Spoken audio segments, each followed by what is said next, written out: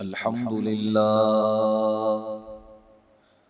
لله لم يزل عالما قديرا حيا قيوما سميعا بصيرا الصلاة والسلام على ما أرسله بالحق بشيرا ونذيرا وداعيا إلى الله بإذنه وسراجا منيرا وعلى آله وأصحابه وأهل بيته وعلماء ملته وأولياء أمته كثيرا كثيرا.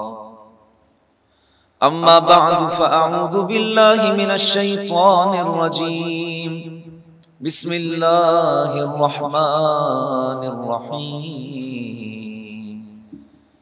إنما يريد الله ليذهب عنكم الرجس أهل البيت ويطهركم تطهيرا. صدق الله ومولانا العلي العظيم وبلغنا رسوله النبي الكريم الأمين الرؤوف الرحيم. قال الله تبارك وتعالى في شان حبيبه إن الله وملائكته يصلون على النبي يا أيها الذين آمنوا صلوا عليه وسلموا تسليما. اللهم صل على سيدنا ومولانا محمد وآله وأصحابه وأهل بيته وعلماء ملته وأولياء أمته أجمعين. مرتضی شیر حق اشجع الاشجعین. مرتضی شیر حق اشجع الاشجعین. ساقی شیر و شربت پہ لاکھوں سلام. اصل نسل وفا وجہ وصل خدا. اصل نسل صفا وجہ وصل خدا. باب فصل ولایت پہ لاکھوں سلام. شیر شمشیر زن شاہ خیبر شکن. شیر شمشیر زن شاہ خیبر شکن. پرتو دست قدرت پہ لاکھوں سلام. حمد و صلات کے بعد معزز و مکرم محتشم سامعین و حاضرین، السلام علیکم ورحمۃ اللہ وبرکاتہ. آج ہم جس عظیم شخصیت کے حوالے سے آپ کی خدمت میں حاضر ہوئے ہیں، ان کی ذات عظیم المناقب ہے، ان کی ذات کثیر الکرامات ہے. ان کی شان یہ ہے کہ عشرہ مبشرہ میں ان کا نام ہے. ان کی شان یہ ہے کہ وہ داماد رسول صلی اللہ علیہ وسلم ہے. وہ ابن عم رسول صلی اللہ علیہ وسلم ہے. سیدۃ النساء العالمین حضرت سیدہ فاطمۃ الزہرا طیبہ طاہرہ رضی اللہ تعالیٰ عنہ کے شوہر گرامی ہیں. جنتی نوجوانوں کے سردار حضرات حسنین قریبین کے والد محترم، باب مدینۃ العلم، اور صحابہ کبار کے اندر آپ کو بڑے قاضی کے نام سے یاد کرتے ہیں. میری مراد مفسر قرآن، حل المشکلات، فاتح خیبر، تمام سلاسل روحانیہ کے مرشد و امام طریقت، معدن ولایت حضرت سیدنا علی المرتضیٰ کرم اللہ تعالی وجہ الکریم کی ذات بابرکات ہے۔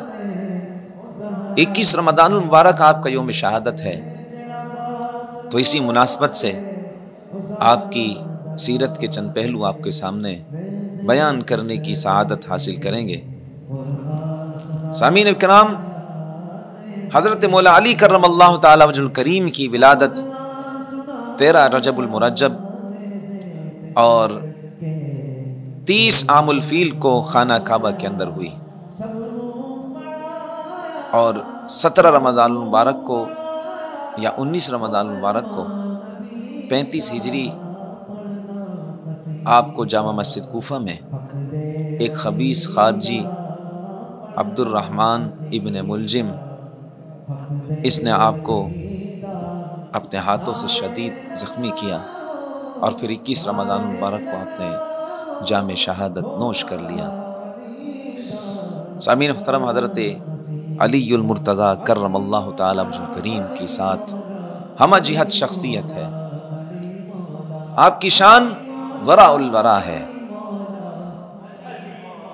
آپ بچوں میں سب سے پہلے آپ نے اسلام قبول کیا، آپ نے اس وقت اسلام قبول کیا جس وقت آپ کی عمر شریف تقریباً 12 برس تھی، اور پھر اللہ سبحانہ وتعالی نے آپ کو وہ کمالات عطا فرمائے۔ اللہ اکبر، آپ کو قوت و طاقت عطا فرمائی۔ خیبر کا وہ دروازہ جسے 10 پہلوان ہلا نہ سکتے تھے، حضرت مولا علی کرم اللہ تعالی وجہ الکریم نے اسے ایک ہاتھ سے اکھاڑ پر پھینک دیا تھا۔ جنگ بدر کو اگر ہم دیکھیں تو 70 کے قریب کافر مارے گئے، اور ان میں سے اگر دیکھا جائے مولا علی کے ہاتھ سے کتنے واصل جہنم ہوئے تو ان کی تعداد 35 کے قریب بتائی جاتی ہے۔ تو معلوم ہوا کہ آدھے تو مولا علی کے ہاتھ سے واصل جہنم ہوئے ہیں۔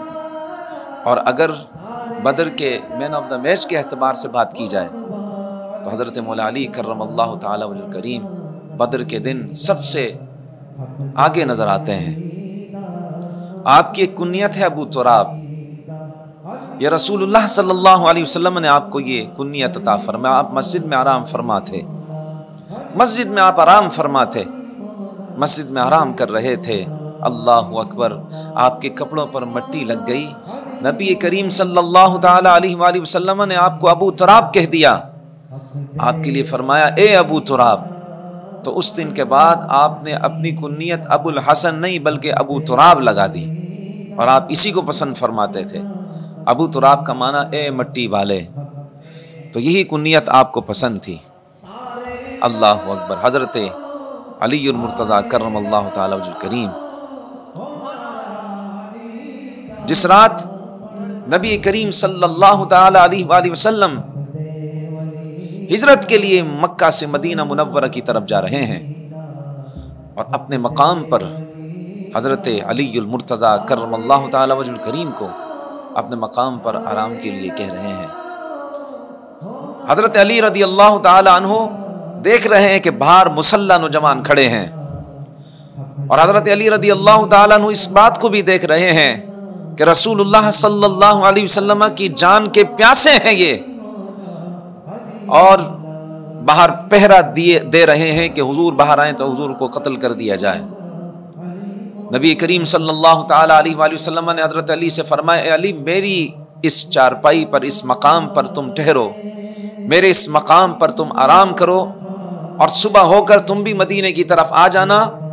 آپ اندازہ لگائیے، باہر جنہوں نے تلواریں اٹھائی ہیں رسول اللہ صلی اللہ علیہ وسلم کو قتل کرنے کے لیے، آقا علیہ السلام کو نقصان پہنچانے کے لیے، یہ وہی لوگ ہیں جن کی امانتیں خود رسول اللہ صلی اللہ علیہ وسلم کے پاس ہیں۔ یہ وہی لوگ ہیں جنہوں نے اپنی امانتیں خود آقا علیہ السلام کے پاس رکھی ہوئی ہیں۔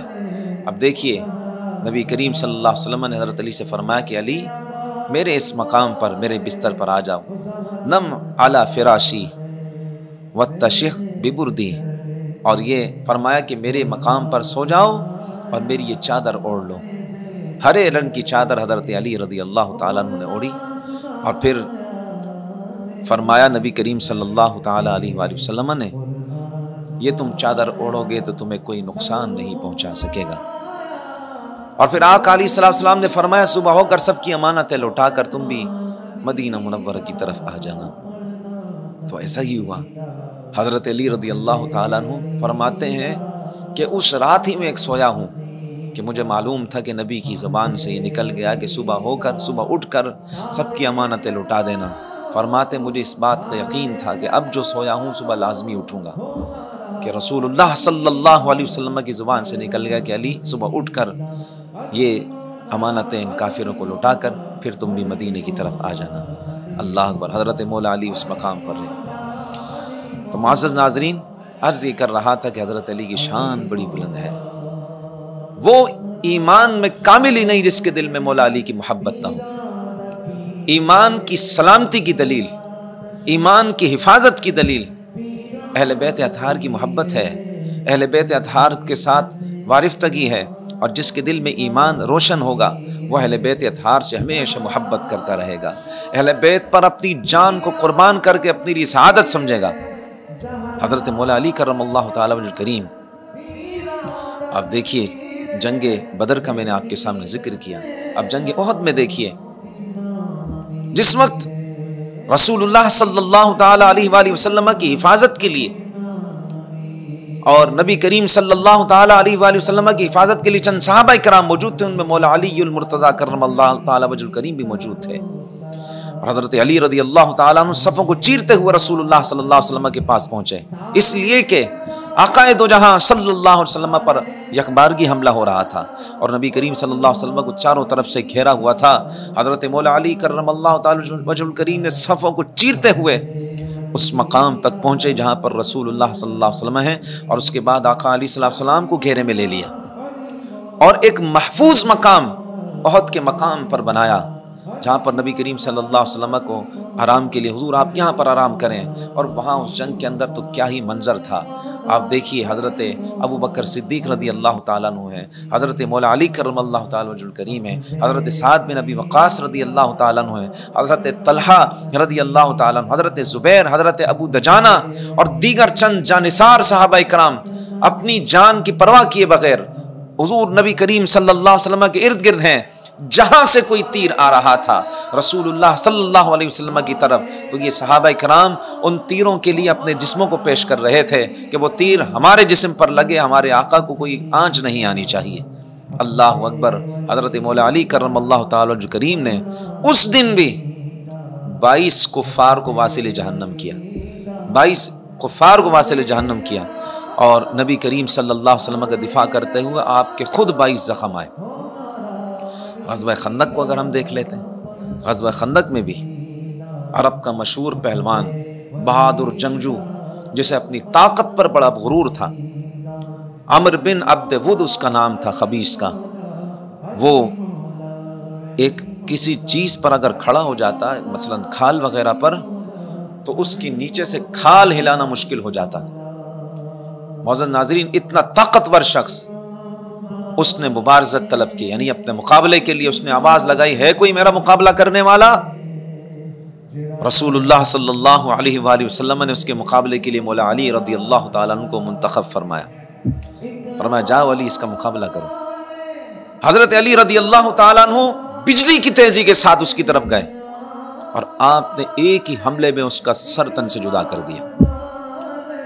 اور اس موقع پر رسول اللہ صلی اللہ علیہ وسلم فرمایا، لمبارزۃ علی ابن ابی طالب لعمر ابن عبد ود یوم خندق افضل من اعمال امتی الى یوم القیامہ۔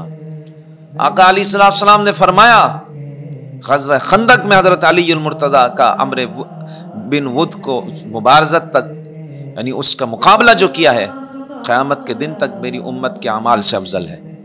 اندازہ لگائیے حضرت علی کی شان، جن کے اعمال کی یہ بات ہو، جن کے ایک مقابلے کی یہ بات ہو کہ وہ پوری امت کے اعمال سے افضل ہو، ان کی شان کا اندازہ لگائیے ان کی شان کیا ہوگی۔ اللہ اکبر۔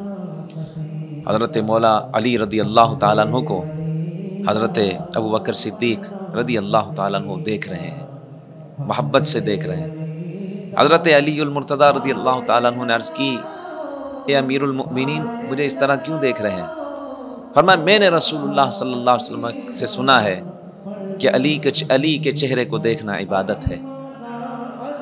پھر ہر طرف حضرت علی کا ذکر کرتے تھے، تو پوچھا گیا، فرمایا میں نے رسول اللہ صلی اللہ علیہ وسلم سے سنا ذکر علی بھی عبادت ہے، تو یقیناً آج جو ہم ذکر علی کر رہے ہیں، حضرت علی المرتضیٰ کرم اللہ تعالیٰ الکریم کا جو ذکر ہے، یہ عبادت ہے۔ آپ کے علمیت کے حوالے سے بات کریں، آج لوگوں کو بڑا مان ہوتا ہے اپنے علم پر۔ حضرت علی رضی اللہ تعالیٰ عنہ کے جو شاگرد ہیں ان کا بڑا نام ہے۔ جابر ابن حیان کا جو نام لیا جاتا ہے، بہت بڑا جو ہے سائنسدان اور بہت بڑے علوم کے اندر ماہر جابر ابن حیان، یہ حضرت امام جعفر صادق رضی اللہ تعالیٰ عنہ کے یہ شاگرد تھے، اور حضرت امام جعفر صادق اہل بیت اطہار میں سے تھے۔ ان تک جو علم پہنچا وہ حضرت علی المرتضیٰ کرم اللہ تعالیٰ وجہ الکریم کی طرف سے پہنچا۔ ترمذی شریف کی ایک حدیث مبارکہ ہے، حضرت علی رضی اللہ تعالی عنہ فرماتے ہیں کہ جب یہ آیت مبارکہ نازل ہوئی، یا ایھا الذین آمنوا اذا ناجیتم الرسول فقدموا بین یدی نجواکم صدقہ، اے ایمان والوں، جب تم رسول سے کوئی بات آہستہ کرنا چاہو، یعنی کوئی سرگوشی میں کوئی بات کرنا چاہو پرائیویٹ میں، تو اپنی عرض سے پہلے کچھ صدقہ کر دو۔ فرماتے جب یہ آیت نازل ہوئی تو نبی اکرم صلی اللہ تعالی علیہ وآلہ وسلم نے مجھ سے فرمایا، تمہارے خیال میں 1 دینار ٹھیک ہے؟ میں نے عرض کی لوگ اتنی کی طاقت نہیں رکھیں گے۔ فرمایا نصف دینار۔ فرماتے میں نے عرض کی حضور یہ بھی نہیں دے سکیں گے۔ نبی کریم صلی اللہ علیہ وسلم فرمایا اب تم بتاؤ کتنا ہونا چاہیے؟ فرماتے میں نے عرض کی جو کہ 1 دانے کے برابر۔ واہ سبحان اللہ۔ فرمایا جو کہ 1 دانے کے برابر۔ ارشاد فرمایا انک لزہید، فرمایا تم تھوڑے پر قناعت کرنے والے ہو۔ پھر اللہ سبحانہ وتعالیٰ نے آیت مبارکہ نازل فرمائی، اشفقتم ان تقدموا بین یدی نجواکم صدقات فاذ لم تفعلوا وتاب اللہ علیکم۔ ارشاد فرمایا کیا تم اس سے ڈر گئے کہ تم اپنی عرض سے پہلے کچھ صدقہ دو، پھر جب تم نے یہ نہ کیا تو اور اللہ نے تم پر رحم فرمایا؟ حضرت علی المرتضیٰ رضی اللہ تعالیٰ فرماتے ہیں فبی خفف اللہ عن هذه الامہ، فرمایا میرے سبب اللہ تعالیٰ نے اس امت کے لیے آسانی فرمائی۔ رسول اللہ صلی اللہ علیہ وسلم کا فرمان، انا مدینۃ العلم وعلی بابها، میں علم کا شہر ہوں، علی اس کا دروازہ ہے۔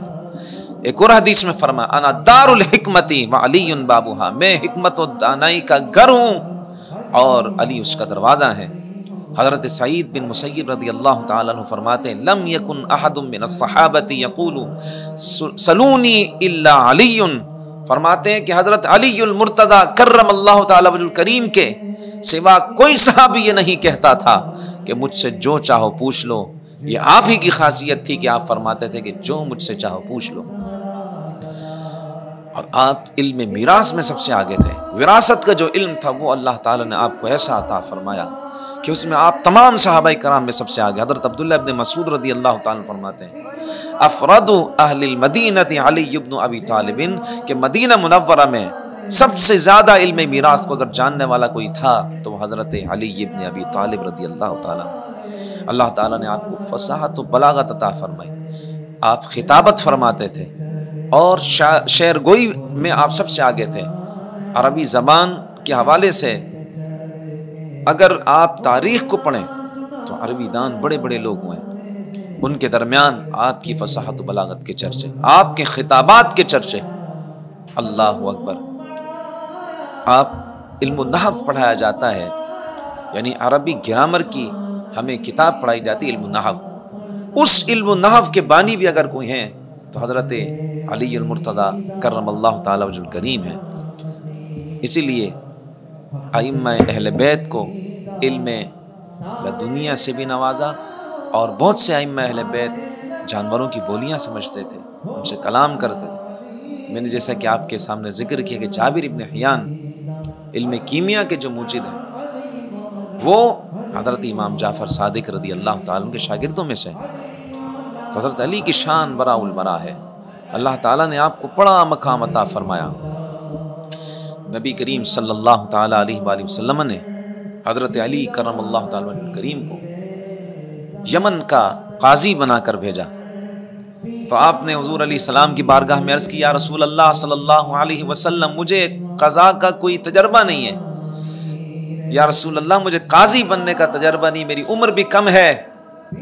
تو رسول اللہ صلی اللہ علیہ وآلہ وسلم نے آپ کے سینے پر ہاتھ پھیرا اور دعا فرمائی، تو فرماتے اس کے بعد سب کھل گئے، ساری راہیں کھل گئیں۔ فرماتے فما شککت فی القضاء بعد، فرماتے اس کے بعد مجھے کسی معاملے کے اندر بھی کبھی شک و شبہ نہیں ہوا۔ صحابہ کبار رضی اللہ تعالی عنہ کو اقدا اہل المدینہ کہا کرتے تھے آپ رضی اللہ تعالی عنہ، کہ مدینہ منورہ کے سب سے بڑے قاضی۔ حضرت عمر رضی اللہ تعالی عنہ یتعوذ باللہ من معضلۃ لیس لہا ابو حسن، فرماتے کہ اس مشکل سے اللہ کی پناہ مانگتے تھے جس کے حل کے لیے علی مرتضیٰ موجود نہ ہو۔ اللہ اکبر۔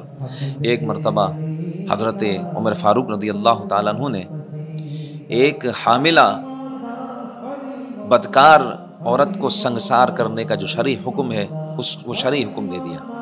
حاملہ عورت تھیں اور بدکارہ تھیں، ان کو سنگسار کرنے کا حکم دے دیا۔ تو اس موقع پر حضرت علی المرتضیٰ کرم اللہ تعالیٰ وجہ الکریم موجود تھے۔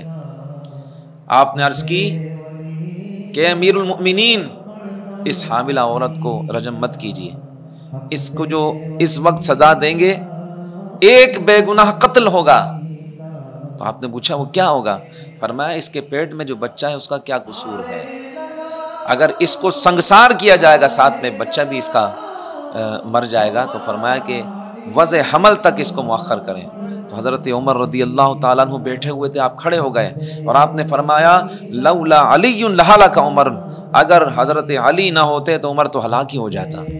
اللہ اکبر۔ ایک آدمی نے دو عورتوں سے نکاح کیا، پھر ان دو عورتوں نے ایک اندھیری رات میں دو بچے بیٹا اور بیٹی جنم دیے، پھر دونوں جھگڑنے لگی، ہر ایک نے دعویٰ کیا کہ بیٹا اس کا ہے اور بیٹی تمہاری ہے، ہر ایک نے دعویٰ کیا۔ یہ مقدمہ حضرت مولا علی کرم اللہ تعالیٰ کریم کی بارگاہ میں لائے گا۔ ہم اس لیے تو مشکل کشا کہتے ہیں کہ آپ کی بارگاہ میں جو مشکل آتی ہے تو وہ مشکل ہی نہیں رہتی۔ تو یہ مشکل مسئلہ تھا، ہر کوئی دعویٰ یہ کر رہا تھا دونوں عورتوں میں سے کہ یہ میرا بیٹا، بیٹا میرا ہے، بیٹی تمہاری ہے، بیٹا میرا ہے، بیٹی تمہاری ہے۔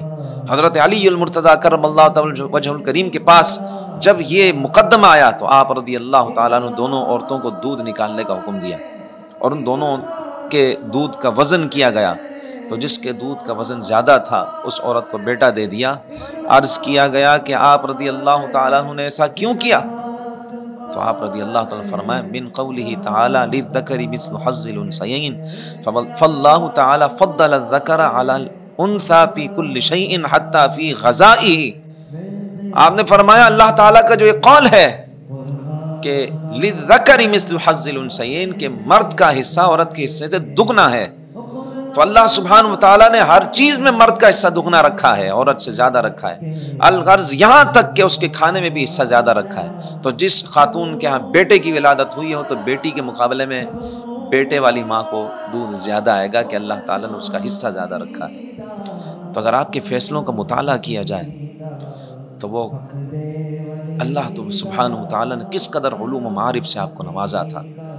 علی رضی اللہ تعالی عنہ آپ کی بے شمار کرامات ہیں، اللہ سبحانہ وتعالیٰ نے آپ کو بہت خصائص سے، بہت سی خوبیوں سے نوازا تھا، اور خوش نصیب ہیں وہ لوگ جو ذکر علی کرتے ہیں۔ کسی نے بڑا خوب کہا ہے کہ منظر فضائے دہر میں سارا علی کا ہے، منظر فضائے دہر میں سارا علی کا ہے، جس سمت دیکھتا ہوں نظارہ علی کا ہے۔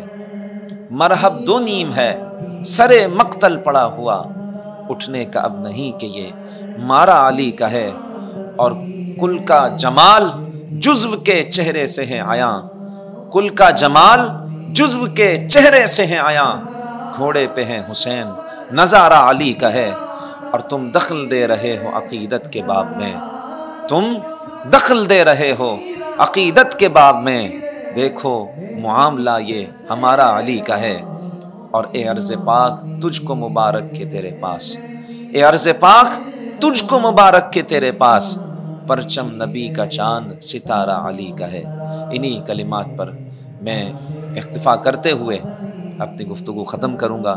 اللہ کریم ہمیں اہل بیت اطہار کی سچی محبت عطا فرمائے اور اہل بیت اطہار کی سیرت پر عمل کرتے ہوئے اپنی زندگی کو گزارنے کی توفیق عطا فرمائے۔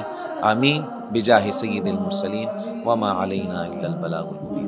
شهر رمضان الذي أنزل فيه القرآن، رمضان کا مہینہ وہ ہے جس میں قرآن اترا۔